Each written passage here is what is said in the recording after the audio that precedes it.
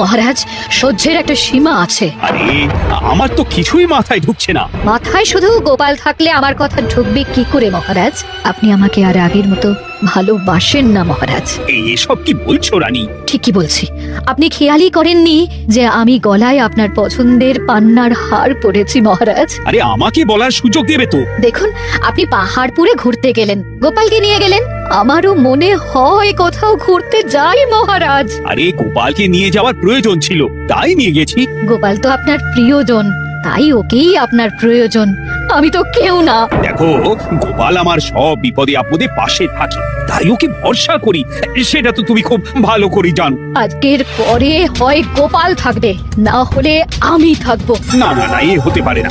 গোপালকে আমি সরাতে পারবো না, আর কাউকে সরানোর জন্য কোনো কারণ তো চাই। আর কারণ যদি আমি দিয়ে দিই? কি কারণ? আপনি গোপালকে বলবেন আমার সাথে আপনার ঝগড়া হয়েছে। বেশ, তা দেখি। আপনি গোপালকে বলবেন ও যেন আমাকে বলে আপনার কাছে ক্ষমা চাওয়ার জন্য, আর আমি ক্ষমা চাইবো না।